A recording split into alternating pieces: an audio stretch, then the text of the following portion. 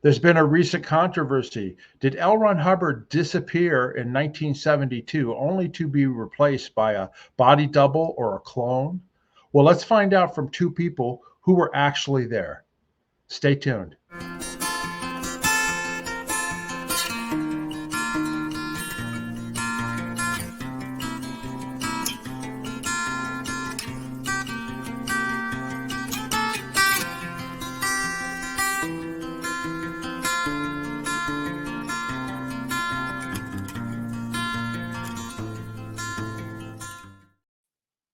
Aloha, everybody. Welcome to our channel, Scientology, Peeling the Onion. My name is Mark Fisher.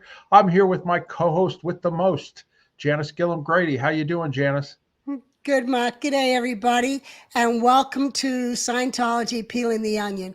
And today we are going to peel the onion. And this episode that we're going to do, Mark, is one you haven't had to live through it, but I've lived through this for several years, starting back in probably 2020, 2021. And that is on the subject of L. Ron Hubbard being replaced with a double, or that somehow he was kidnapped and a replacement body was put in. So we're going to discuss this because it's a hot subject right now in the independent field, the independent Scientology field, or the free zone, or Ronzorgs, or whatever you want to call it. It's a hot subject that we're going to discuss, and you question me all you want. And we have a guest with us who was on the Apollo before 1972 when Hubbard disappeared, and also there when Hubbard came back from New York, and was also with Hubbard in La Quinta and in Hemet in 76 and 77, 78, so forth. Okay, great. So let's get on with the show and bring Stu Moreau on. Hi, Stuart. How you doing, brother? Hi, guys. Pretty good, thanks. Your old stomping ground over here in Hawaii. Aloha. Yeah. Aloha. Yeah, aloha. Tell everybody where you're at, where you're broadcasting from. I got my conservative Hawaiian shirt on. I should have worn Hawaiian today. I'm sorry, guys. That's all right. You just came back from Africa. What can we say, you know? Well, Stuart, explain to everybody where you are. Explain to everybody where you are right now. Me? Yeah. Oh, well, you know, they had the fires last year here, and there's Maui. a lot of housing problems related to that. And where are you at? Where are you at? In Maui. In Maui. Oh, in Maui, paradise. Yeah. I don't know. You get used to it, I guess. But yeah, I actually got plopped down right in the middle of this stuff. My brother's been here for 50 years. He's the sensei for the local dojo, or the judo studio. He's been doing that for 30 years, which is more or less a volunteer thing. So he knows a lot of people, and so there's no tourist stuff going on here. We had he had last weekend an inter-island judo tournament, and it's all Hawaiian stuff, all Hawaiian food. You probably know about this stuff. They call it poo-poos, finger food. Yeah. Which is, but we had major poo-poos, which was like a big spread of all this, just all Hawaiian dishes. And Michael would have loved it. He's a foodie guy from your last show. Yeah, Michael Laws. Yeah, he'd have loved being there. And then we had a dinner for $350, which was, I don't know the names of the stuff, laos, which is like some kind of pork, with poi wrapped in it and stuff. And then, anyway, I could go on and on about it. Yeah, it's kind of cool over here, and no tourist stuff going on here. Oh, and the reason I'm here is because I'm going to help him build an addition to his house, so that he's got a couple of his grown children still living here, just because housing is so expensive. So we have an addition approved, and I'm going to help him build that. And then Great. I'm also going to help his son build a house too, get a place, because they got burnt out in the fires, and they're still bopping around trying to get something going here. So that's great. You're helping what out. Can I say? I had to come to Maui for few months, living for nothing with my brother, and being fed and everything. And it's a rough life, just so I could build those houses and stuff. Yeah. No, it's a good thing you're helping out with that. Yeah, it's nice. It's a All very, right. So I was going to show there's this something. for Janice. what's I'll Stu? just say an real quick article. with the, Oh, go ahead. well, the aloha spirit, about that, and it's really, this island especially is full of that. It's a very giving, kind of loving place to be. The people are all really, really nice and super tuned into the spiritual side of life, which is really a nice feeling. Yeah. Yeah. I really. Janice, your microphone is going in and out again. Say that again. Okay. How's that? Excellent. Good. Okay. All right. So let's get on with the show. You got it. I was going to show, this is an article that Tony Ortega posted about a week ago regarding this story that you were talking about, Janice. Claims about Yes. L. Ron Hubbard are ripping apart the Scientology free zone. So why don't you Yes. go ahead and tell the story of what we're talking about here? Yeah. Well, I'd heard rumors of it here and there, and I'd heard that it was coming from Randy McDonald. Now, Randy McDonald is someone that I knew back at Celebrity Center. He worked in Division II marketing for my mother. And I always thought he worked on the Celebrity Mag, but Larry Wallersheim corrected me on that. I think that Randy helped a little bit on it. Anyway, Randy, he left Scientology back in the 80s, I believe it was, because I was still there when Randy issued a suppressive person declare on David Miscavige and sent that He out. was ahead of his time. Yeah, he was. Anyway, so Randy issued this declare, and he ended up being followed and fair gamed and so forth. So he started doing research, and he would do it under different names. And I remember talking to Ken Urquhart, and because Ken would get calls or emails, and so would I, and we'd get them from a David Resnar, we'd get them from an Ashton Gray, and a Levin Rivers, and the editor was Mercedes. And this was for a book that Randy was writing under the name of Ashton Gray. So in 2021, Randy got a hold of me. He was so thrilled. He hadn't talked to me since his days at Celebrity Center. So we started chatting, and he was asking questions, and he brings up the subject of Hubbard being kidnapped in 1972 and a body double being put in his place. And so he's trying to get information from me, and I'm like, and he's talking about March or May 28 in Casablanca. He's saying that Hubbard was replaced or something, or we're in Tangier. And I said, no, Randy, we didn't move to Tangier until September, maybe September 15 or something. And he's like, well, how do you know that? And I said, because that's the date of my passport. And we have a copy of my passport right here. That is when Hubbard, L. Ron Hubbard, and Mary Sue, and the messengers, and his kids and the aides all moved ashore to Tangier. And the ship sailed down to Casablanca and sailed back to Tangier. And we were only going to be there for 3 weeks. Well, the ship then was to go to Lisbon and go to dry dock and come back and get us. Well, once the ship, and Stu was on the ship when it sailed to Lisbon, and it was going to take longer for dry dock and wet dock because we had to clear all the fiberglass and crap out of the vents on the ship and do a whole clean ship program. So we're in Tangier, a small group of us with Hubbard, while the ship's over in Portugal. Now, so I explained this to Randy, and he's like, oh, Janis, you're blowing my mind. How can this be? I had all these other dates set up. I'm like, well, that's the way it is. Well, then I saw that Russell Miller's book and John Atack's book say that we were in Tangier in March of 1972.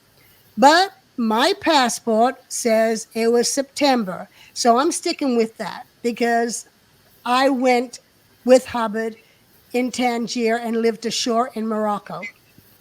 So anyway, Randy had questions for other people. So I connected him to Ken Urquhart, who is the personal communicator for Hubbard.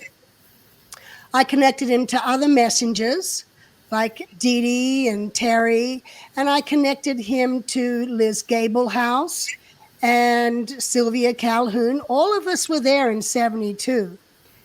And Randy, from speaking to us, he then accused us of ganging up against him and collaborating together and coming up with a short story. Rather than, wait a minute, these 5 or 6 people are all telling the same story, which is different to what he's come up in his mind, and he's accusing us of collaboration just to make him wrong. When there is no collaboration, I was like, yeah, talk to Ken, talk to Liz, do what you want. And everyone told the same story because we were all there. So now let's fast forward to just last week. This same story has come out again, which I believe was started by Randy McDonald as Ashton Gray and all his other names. And it's now leaked into the independent field where Max Horry in Switzerland, who seems to head up Ron Zorg, put out a notice, I guess, on Facebook. Is that right, Mark? I think so. Yeah, this is from Tony Ortega's article. Okay. Yeah, and yeah. I got to put my glasses on to read what it says here. But it says, this is Max Harari said this statement. One of my reliable data points is that Ron disappeared at the end of 1972, and the last lecture I have from him is dated August 6, 1972. I am certain it is his voice on the tape. Therefore, it's clear that anything from around early 1973 onward is not from Ron. Okay, so to me, that just means that the church has managed to hold on to later lectures and not let them get released into the field for Maxter's latest thing to be August 72. But I know there's more out there of lectures. But anyway, so let me go through the history of Hubbard, where, yes, we were in Tangier in September 1972. Stu, you sailed to Lisbon with the ship while we stayed in Tangier. Yeah. Can I tell you why I think that Clean Ship project started actually after the dry dock, or should I put that in later? You can put that in later. Okay. Yeah. Anyway, so then then covered in another interview that we did with John McLean was where Hubbard got involved in the Moroccan government and the attempted coup on the King of Morocco. We covered that in more detail in the John McLean interviews that we did. But it got to the point where Hubbard felt he needed to escape Morocco and get the hell out of Dodge because it interfered too much. So Andre Tabayoyon, who was his steward, and I had a picture of him, but I just didn't see it when we went through it. But Andre flew with LRH from Tangier to Casablanca, put Hubbard on an airplane from Casablanca to Lisbon. Is that him? Oh, there it is. Yeah, that's Andre, who became LRH's steward and LRH. Anyway, so Andre put him on a plane from Casablanca to Lisbon.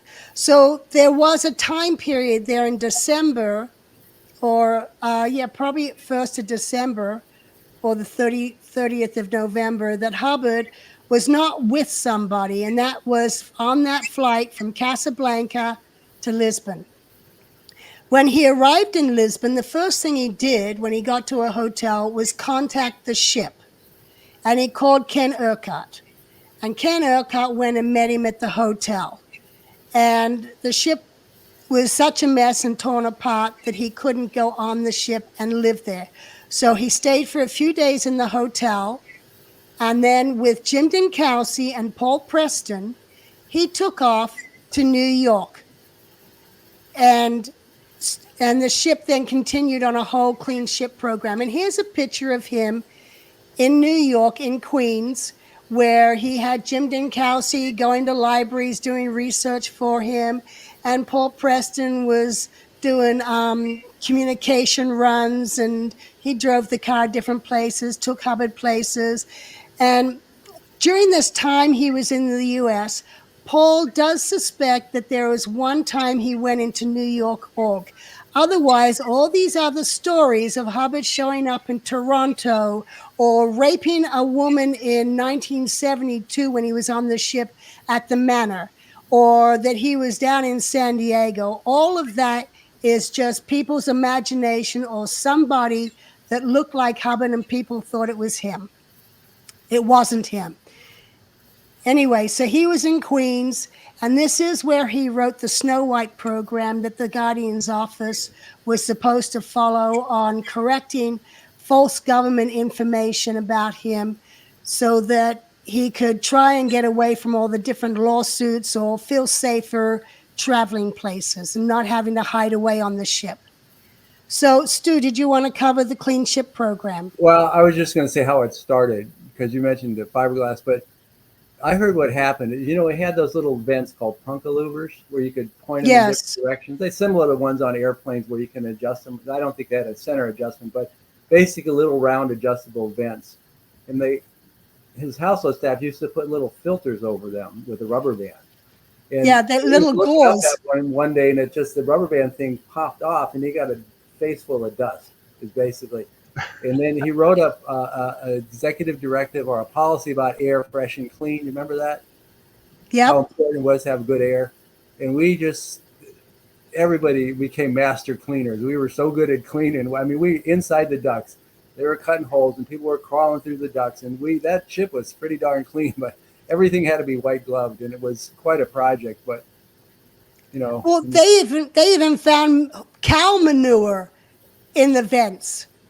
I wouldn't be surprised. Anyone who was small enough to fit in the vents would get in there and crawl through there and clean them out. Anyway, it was just a big project, and everybody, you know, I think about all the different things I did in the Sea Org. It's like, yeah, I had a few posts, but there's so many projects that you do. It's like kind of thing, you know. Yeah. Well, and he didn't want to come back to the ship until the air vents were cleaned, because he did have allergies. Yeah, he reacted to dust pretty badly. Yeah, he did. What? I was just going to say that I don't know how severe they actually were. He didn't like dust, and he didn't like things impinging on him like that. But I don't know how much it affected him. Like, did he have runny nose from it or something like that? I don't know. Or he would. No, he would, and then Kimmer would give him an allergy shot. Oh, okay. Yeah, and we knew when his allergy shot was due because his temper would get worse and worse. He'd be annoyed. That's interesting. Yeah. Now some things about Hubbard too, and that is the person who left from Tangier with Andre in December and came back to the ship in September of 1973. He was the same person. It was not a different person. There is no way anyone could have gotten a map of the ship and fully planned out exactly where everything of his was and have the same knowledge as he had of that ship, every nook and cranny of it, and the bridge and the knowledge, you know. And also he had a cyst on his head right here. And he had that same cyst when he came back from New York. And he had the same allergies, and he had the same irritations, and he recognized the same people. He recognized you, Stu, out on deck. He'd go, "Oh, hi, Stu," you know. Yeah. No, and go on. Well, I was just going to say, it's kind of funny. I'm thinking, why do people come up with ideas like this? And it's kind of a little bit, you'd say, on the crazy side. But there's also seems to be a money motivation behind this kind. It's writing a book. So you invest in a lot of time and effort into writing a book. And the thing, people are making money off of conflicts with Scientology. Scientology is a big deal, and it is a controversial subject. And it's a lot of the stuff is shooting themselves in the foot.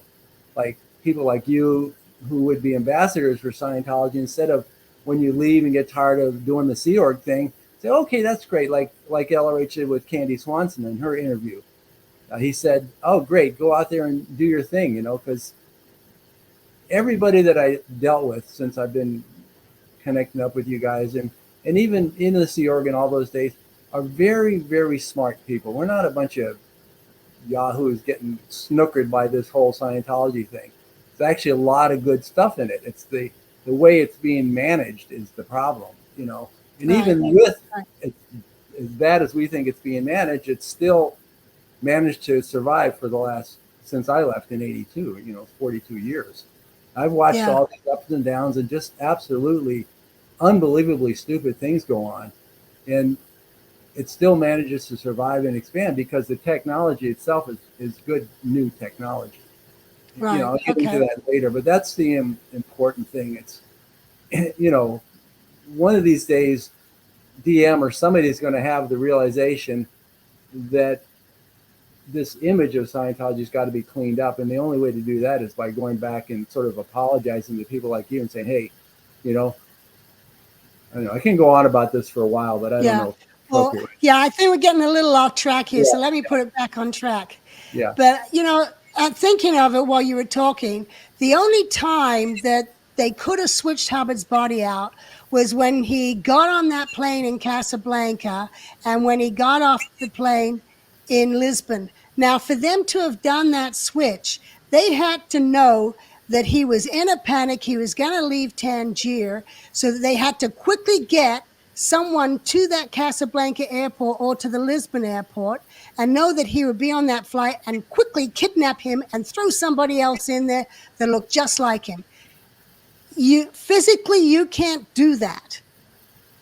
Because even if he was in the air and they kidnapped him when he arrived in Lisbon, there was not enough time to do that unless for a long time they've been training this person and fattening him up. Janis, let me show this. Okay, just a visual. Okay. Thing. Okay, this is you, Janis, with L. Ron Hubbard prior to 1972, right? You're 13 years old, and you spent like 6 hours a day, 7 days a week, pretty much with him. Yes. Yeah. Yes. Okay. So that's then. So then this is after he came back to the ship, right, from New York. Yeah, I was 17 there, and this was in 73. Let's look into and then that. there you are. You're that's in Setúbal. Sorry.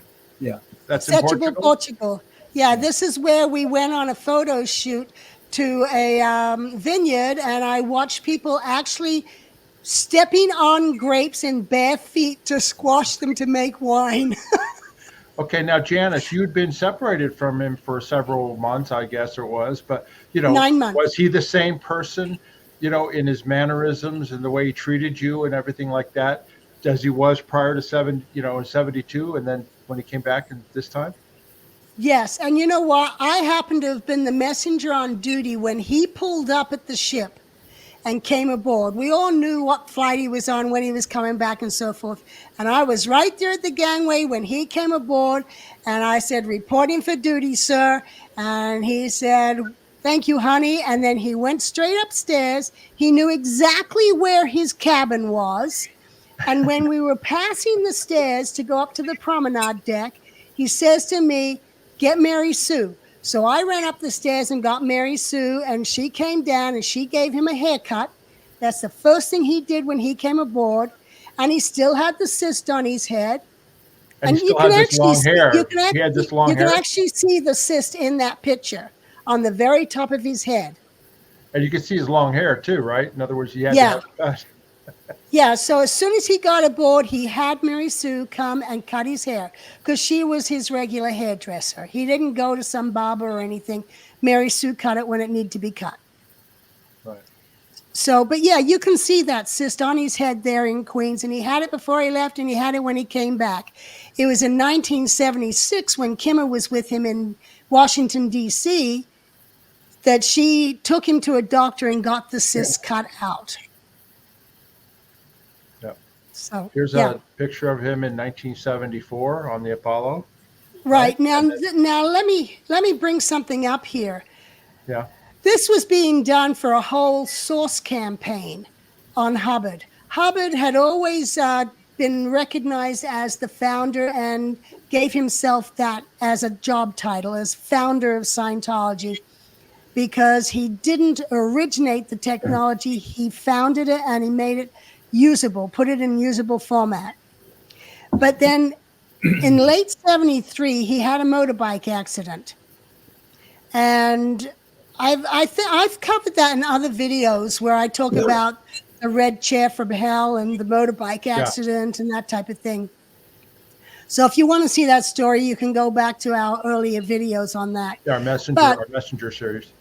Yeah, the messenger series.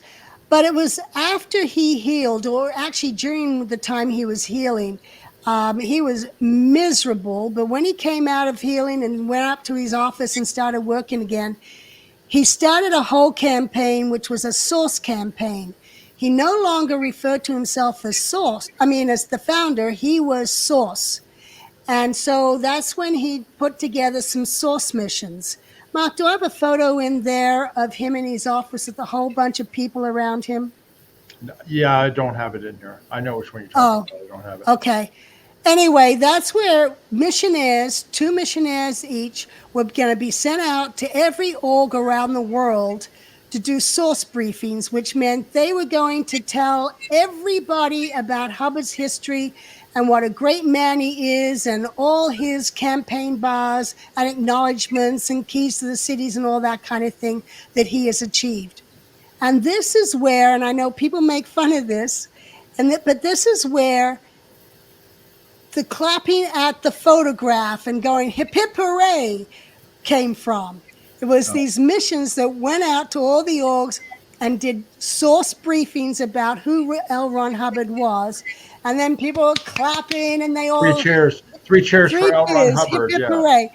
And the funny thing is, each mission actually had the stat of time of applause. So, so the longer the applause, the better the mission's message has been received. So if some people are wondering why that hip hip hooray was there, they still do it today, I hear, is hip hip hooray to the picture of Hubbard on the wall. Anyway, that's how it started. And that was from doing source mission briefings. And that was in 1972. Now, here is Hubbard on the aft well deck on the ship. Stu, you've got to be somewhere there or off camera.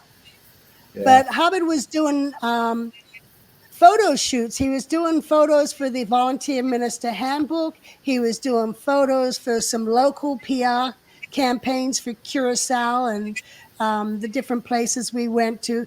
And afterwards, he would put on a whole slideshow for the crew. So this is the crew on the Apollo all surrounding him for one of his slideshows, putting it on. That's not me right behind it with no shirt on, is it? Oh, you know that. That is you. That looks like you. Do you have any memory of that, Stu? Oh my goodness. Do you have any memory of being like on, at one of those briefings? We did so much stuff like that. There's not that specific one. No, it was like over 50 years ago, Yeah. But everybody there. There's Carl and the Alcocks and Mark Ferrera. Is that Mark Ferrera above me there? Anyway. Sorry. Just to clarify that previous statement, what I meant was that people seem to create conflicts with Scientology to sell stuff. That seems to be the bottom line sometimes, consciously or unconsciously. And then they get on something like this. It seems so outlandish. I don't know how it could even be. Well, and Stuart, just to emphasize that point, it's like that in society for everything. Everything's got to have a hook. The latest celebrity, interview, oh my God, he did this or he did that. It's got to be something to grab the viewer or grab the person to read the book or whatever. So, there's always some kind of controversy or something that they pop up with, Yeah. Well, I think there's several celebrities that have died 10 times over just to get headlines. Well, just John Travolta's leaving Scientology for like the 500th time. I mean, I just saw another show on that just the other day. You know what I mean? It's just, he just keeps trying to leave Scientology, but never does. Yeah. Well, My boy was selling books in the out of the LA org, and there was a group of people, and he was on the street. It's kind of funny because that's how I started. But he's in the Sea Org working for LA org, and he's the bookstore guy. So they got him out selling books on the street, and there's a group of people that come around and specifically try and harass them and antagonize them and get them to try and react. He just packs up his shop and moves. But they like to get clicks. It's everybody wants to get clicks, you know. That's the thing. Right. Controversy makes clicks. Oh, look what they did. He got chased by a dog, you know, or he yelled at the dog, and yes, oh, I don't know. That's what people do these days. They want to get their clicks, right? Yeah. Let me show a couple other photos. Okay, so this is in Daytona, right, in Florida, 1975. Yes, this is in Daytona on the beach behind the Neptune Inn, which is where, when we moved from the ship at the end of October 75, we stayed at the Neptune. And Hubbard actually lived at a condo just a few buildings down, a high condo, and so the people didn't know where he was. Since he was now in the U.S., he had tighter security than just living on a ship with 300 to 400 people. He would come down and he would drive around the block and come in from the opposite direction. But, you know, people weren't stupid. They knew where he was. Yeah. Anyway, he then he sent out Flag World tours to announce Flag was now land-based. And he was doing a photo shoot, photos of him and welcoming people. And he would go over and do lectures on New Vitality Rundown. I think somewhere I said New Aerodynamics, but it doesn't matter what subject it was. It matters that it was him that did the daily lectures at the Neptune and talked to the students and talked to the PCs and, you know, talked to the crew and so forth, that he was there. And these were all the same people that he knew on the ship and that he knew back at many from St. Hill as well. Yeah. And even like Ernest Corbett from South Africa, he was there at the Neptune. He saw Hubbard, you know, so, and many other people did too.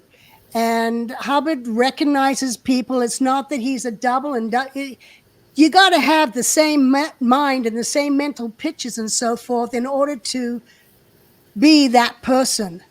So there is no evidence of there ever being a switch or any mind issues, or because he stopped lecturing. No, they just weren't given or haven't obtained those later lectures. But I mean, even Karen de la Carriere said that she was there for those New Vitality lectures. Yes, she was.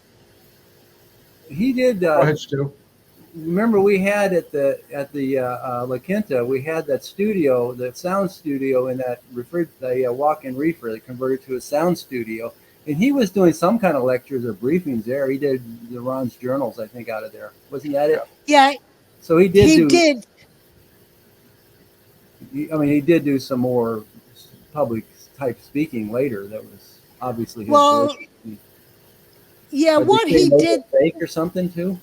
Well, what he was doing there was cleaning up all the previous lectures to get the clicks and noises out of them and hums and haws. Yeah, he did do new ones there.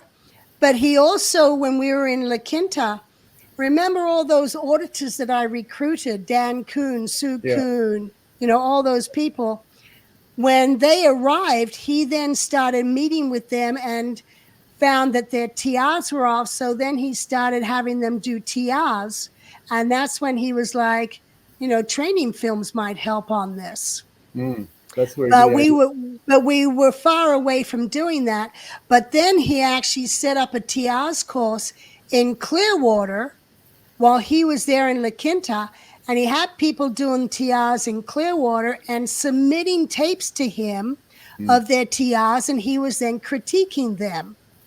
And I was talking to Mark Scheffler when I was in Johannesburg, and he happened to have been one of those students there, receiving the LRH, L. Ron Hubbard, critiques of his TRs, and that was in probably 78.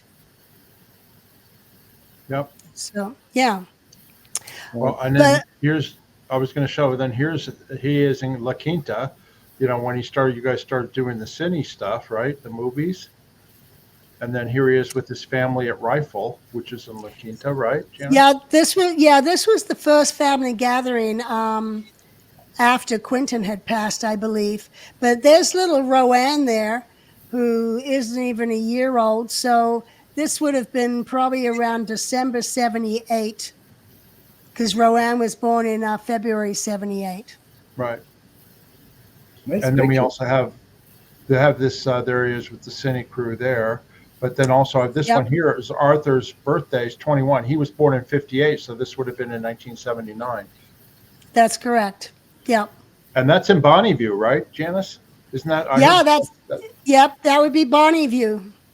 At Gilman Hot Springs. You know, he did actually go to Bonneview. He never really lived there, right, Janis? But he came there for this special occasion. Right. He lived in an apartment in Hemet, and Bonnie View was to be fixed up, and the base was to be made safe. Right? Yeah. Later, he took off with Annie and Pat in the early '80s, and then traveled around in an RV and the Bluebird, and then ended up at the ranch, the Creston Ranch. But that was when he was living at what we referred to as X in Hemet. And at that time, he did not have the cyst on his head anymore. Yeah. Because and I recognized that when in 1976, when he moved from DC out to the LA area, and I was working out of the manor as a relay unit to him, and I went over to what we called Astra, which is where he lived, and he didn't have the cyst when I saw him. And that's when Kim had told me she had taken him and gotten it removed. And that's also when she'd had him, his teeth all cleaned. All the nicotine stains. Oh, it was so ugly. But she'd had all that cleaned up. Yeah, and then I was going to mention something, Janis, too, that I remember, too, that when he was, on the run and hiding with Annie and Pat, and, he was gone from 1980 until he passed away in 86. I mean, when he would come back, like, communication line runs would come in, he would record, like, Ron's journal. There was some Ron's journal. I can recall Luigi, and he was the LRH audiovisual guy, would have to pack up a Nagra recorder and microphones and all that, and they would be sent on the run to wherever LRH was, and that would be used to record that Ron's journal for that year, and then it would be sent back for the people at Golden Era Productions to edit it, put the sound effects, things like that, for them done. And Annie or somebody would have had to set up the mic for him and recorded him and do all that sort of thing. But we sent that up. Also dictaphones. We had to do dictaphones for all of his offices, and including where he was at. We had to modify them so that it was very easy for him to dictate stuff. And then finally, like I mentioned before on earlier videos about the Road to Freedom music album and about the Mission Earth music album, he would record the lyrics and him singing and things like that when he was writing music. So, people did hear his voice. It just wasn't, the general public, except on those Ron Journal tapes. Right. That's right. If somebody really wanted to get technical about it, they could take a recording of the earlier voice and do a voice analysis of that in the later ones and just prove it's the same voice. Well, it's a good point just made because the last Ron's Journal he did, Stu, I'll never forget, it came down, and when we heard it, his voice was really weak, and this is shortly before he died. Mm-hmm. And you could tell, we were all listening to it going like, God, it doesn't sound like he's in really good health, or there's something wrong. I distinctly remembering that. I was going like, oh boy, he doesn't sound as good. And he shortly died thereafter. Yeah. And we didn't know at that time that he'd already had a few strokes. Right. Yeah. And also just another thing to verify that it was him is when he did die, he was fingerprinted. The body was fingerprinted, and they matched his fingerprints on record from prior to him going to England, military. Yeah, from the military. So they did match. So it's definitely impossible. And I made that statement on someone's Facebook page saying not possible. And that's all I said. And then people got on a roll. What does she mean, not possible? Well, it's not possible. Well, they would have had to brainwash, which of course we all know what that is involved, and convince a lot of people that whoever this clone was really L. Ron Hubbard, and have them so hypnotized that they believed it. It'd be quite a conspiracy, that's for sure.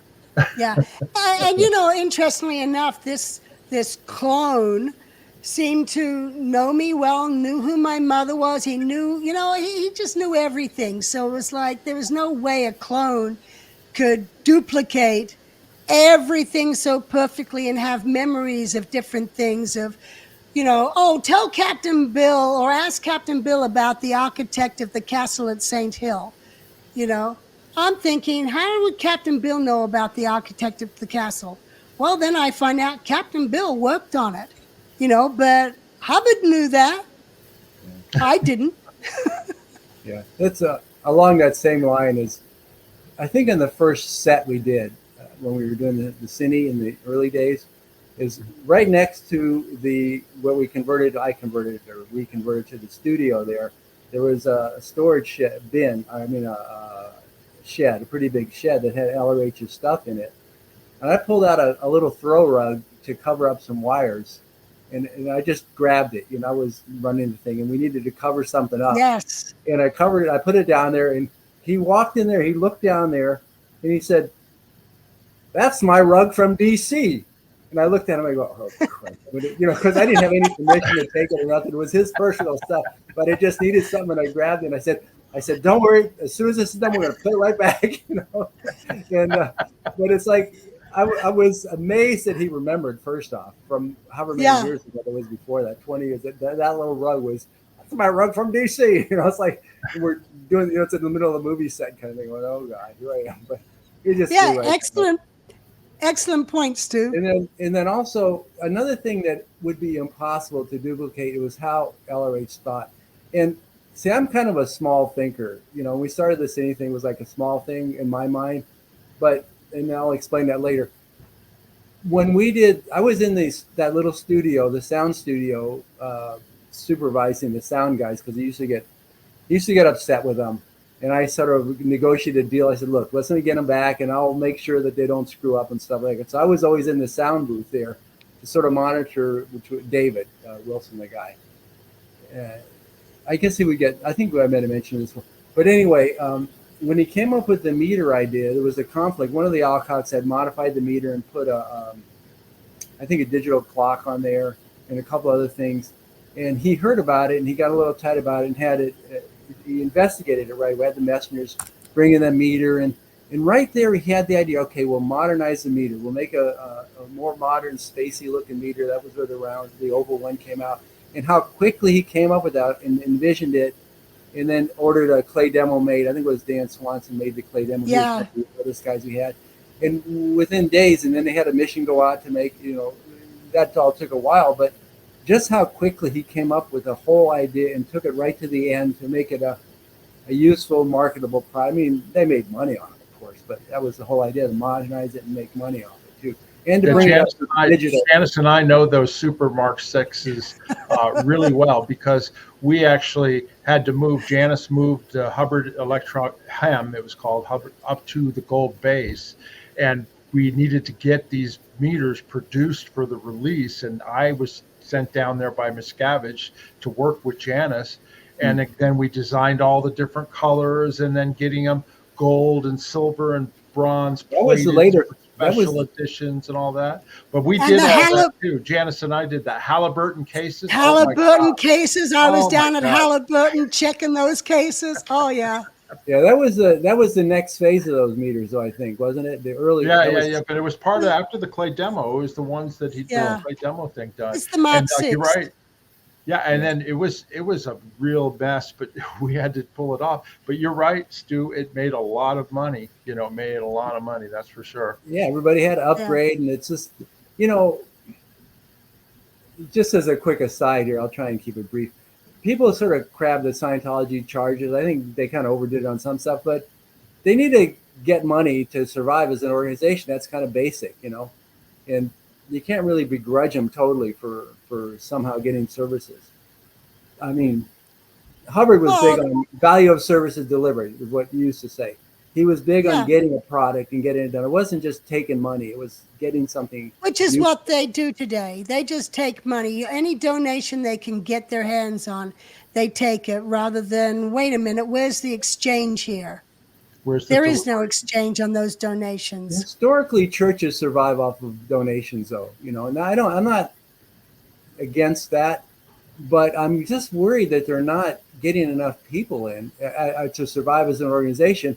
And, you know, Scientology is going to survive. You got that free zone thing, and they have all of LRH's stuff in platinum or whatever it is, hidden away in the mountains in a bunch of places. Titanium. It's just, you know, I'd like to see it all survive. I like to see a big brotherhood thing going on, but, you know, I might be a little ahead of my time on some of that kind of stuff. Yeah. Anyway, well, Janice, have we dispelled the rumor, you know, as best we can about the duplicate L. Ron Hubbard? I guess we're gonna just have to end this and wait and see what the results are. Who's going to attack me for telling the truth and say that I'm a liar? And getting it from who's both going to believe sides? it? Getting it from both sides. Don't you? Oh yeah, I get it from both sides. I'm kind of in the middle, you know. It's like, well, what's this guy doing here? It's like one of the videos, I couldn't remember Max's last name, and there's moments where I don't remember people's last names. I'm pretty good on first names, but every last name, I don't remember those, or I have to think about it. And Mark was asking me his last name, and I didn't want to sit there and try and remember it. So I kind of just brushed it off. Well, now I'm accused of, she couldn't even remember Max's last name. Well, tough. Yeah, that was in the Africa. I could remember a lot of stuff, and you should be thankful for it. Yeah, that was in the Independent Africa video that we just recently did, about the independent bronze org down in Africa. Hey, one thing I wanted to mention to everybody while you guys are watching the show, we're going to be doing a live stream Q&A with Larry Wallersheim on September 25th at 5 o'clock Eastern, 2 o'clock Pacific time, where you guys can actually, our viewers can come on and answer questions for Larry Wallersheim. So think of questions, or if you want to put them in the comments below or whatever, he's interested in answering any questions regarding his prior two videos. So put that on your calendar for Wednesday, September 25th, 5 p.m. Eastern, 2 p.m. Pacific time, a live Q&A with Larry Wallersheim. And Mark, don't forget your hand has already been slapped by one of our viewers for not promoting my koala calm. Oh yes, the koala calm. We definitely need to promote the koala calm. I'm just trying to see if I have it here. So I absolutely do. Let's take a look right here. Anyway, don't forget to order your koala calm. If you're having trouble sleeping, which I had been having trouble recently, and I drank some of the koala calm. It's a magnesium drink that helps reduce stress, helps you sleep, that type of thing. All you got to do is go down. There's a link down below. Click on it, and you can order Koala Calm. And here it is right now. You can order at our merchandise store. So there you go. Thank you. Thank you, Stu, for being here. We just want to remind everybody, please subscribe to our channel. If you have any questions or comments, please ask down below. And then also, if you want to support the channel, you can buy us a coffee. There's a link in the description where you click on it and just buy us a coffee. And we want to thank you all for being here. Stu, thank you for doing this video with us. Okay. Yeah, it was a pleasure. Yeah, we've got some more we're doing with Stu as well regarding the setup of the movie studio and the cine organization at La Quinta. And so you can look forward to that video here shortly. Anybody got anything else they want to say before we end off? I think I've said enough. How about you, Stu? You're okay? It's interesting that it's interesting. Right. I'm learning all that stuff. It's interesting that you even have to defend that position. You know what I mean? That he was really hit. But it is what it is. What can you do? This is all part of the big Scientology game going on, whatever it is. Exactly. And you know what? I'm doing the official Church of Scientology's job, because they should be the ones who are getting out the evidence and saying who Hubbard was and whether he was a double or a clone or not. Anyway, they probably have never met him. One of these days, and I hope it's in our lifetime, you get recognized for all the stuff that you have contributed. You know, and all those people have too. It's got to be just a big, you know, cleanup thing going on. Well, you know, Janis, you brought up a good point. You know, Janis, you brought up a good point. There's got to be hardly anybody, maybe on one or two hands, that even was around when L. Ron Hubbard was alive. Still in Scientology. Most are gone. That's right. Or dead or whatever, you know. Yeah, exactly. They don't have anyone. Miscavige has gotten rid of everyone. Well, they've died. Come to our channel because we interview these people. That's right. And the history is, you know, the history is what it is, and it's you just got to move on, kind of thing. They're a little Scientology is kind of trying to, I mean, the official version. They're trying to sort of create a little alternate version of history, but it is what it is. You know, Scientology has a lot of good, and it has some pretty bad stuff too associated with it. That, you know. Yeah. Anyway, so we just got to confront it and move on. Right. All right. Well, we want to thank everybody for being here. Thank you, Janis. Thank you, Stu. And until next time, everybody, aloha. Aloha. For real.